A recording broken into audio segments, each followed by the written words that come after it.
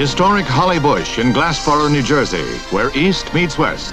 President Johnson, with aides Rusk and McNamara, awaits his first of two summit talks with Soviet Premier Kosygin.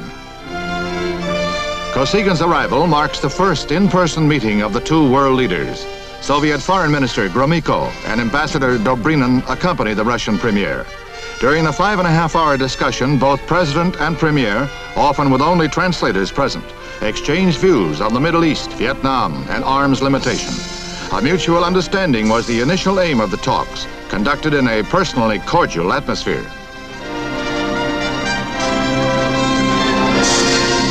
The first conference concludes with expressions of cautious optimism, while a second talk is set for 2 days later.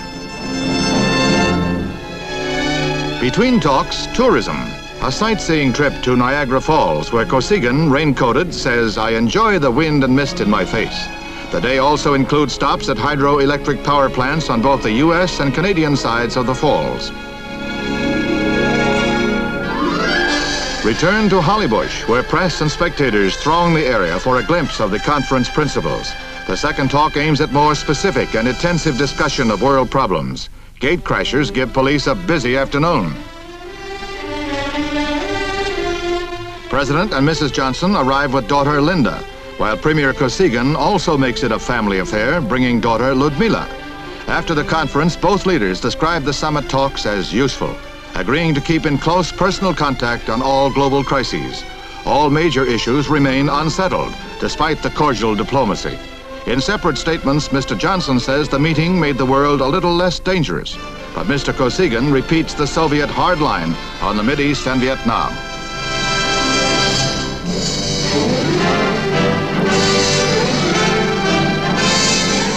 Former Vice President Nixon meets with Israeli Defense Minister Moshe Dayan in Tel Aviv during a fact-finding tour of Israel. The ex-Veep also talked with elder statesman David Ben-Gurion, Chief of Staff General Rabin, and U.S. Ambassador Walworth Barbour. World politics by a veteran politician.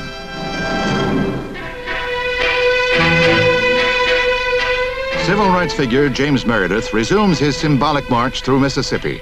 A march halted last year when the 34-year-old law student was cut down by a sniper shotgun. This year's walk begins at the spot where he was shot. Final goal, Jackson, the state capital. His so-called March Against Fear is also a roadway campaign urging Negroes to vote in the upcoming Mississippi gubernatorial election. Celebrating his birthday during the walk, MEredIth hopes to cover the 210 miles in 10 days. A shooting war between rival rebel factions breaks out in the crater district of Aden, so named because it's located in the center of an extinct volcano. Both Arab groups want control of the area, soon to be independent from Britain. British Marine commandos stay out of the conflict but maintain a tight guard around the town, sealing it off until the rebels run out of food. 51 were killed in the uprising. A mutiny against British troops preceded the local skirmish. 10 soldiers died.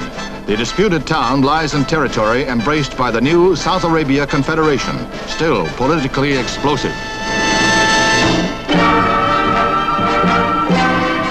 Thousands of Nigerian Moslems celebrate the birthday of the Prophet Mohammed. It's a day of total festival, especially for the children, who parade with handmade banners indicating their school. At the local racetrack, a gigantic feast for the entire town. While enjoying the banquet, the population hears military and political leaders urge prayers for peace and unity in the divided country. A moment of carnival under a threat of civil war. More than 7,000 anti-Vietnam War demonstrators parade near the Los Angeles hotel where President Johnson attends a Democratic fundraising dinner between summit talks with Premier Kosygin. The mob's mood, unruly.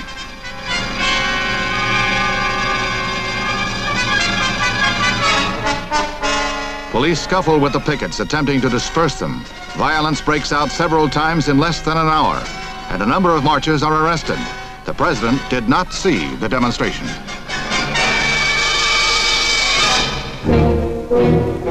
The Swedish Army unveils its newest field artillery piece, a mobile long-range nuclear cannon, which comes complete with fallout shelter.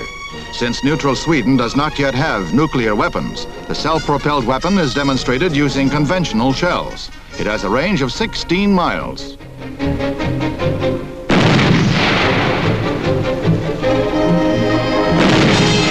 With automatic loading, the giant gun can fire up to 15 rounds a minute, covering rough ground in any weather.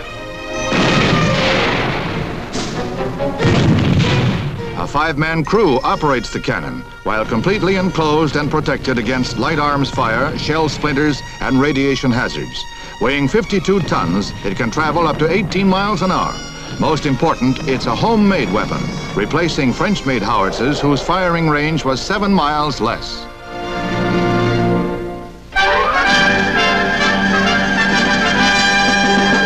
Flyin Jim Ryan pulls away from the field in the mile run at the AAU's National Track and Field Championships. He holds the world record of 3 minutes 51 and 3/10 seconds. A fantastic final quarter mile brings Ryan around the last turn all alone. Previous quarters all timed under 1 minute each, but it's the incredible final lap of 53 and 5/10 seconds which brings Ryan home the winner, 35 yards ahead of veteran Jim Grilla. Final time, 3:51.1, breaking his own world record by 2/10 of a second.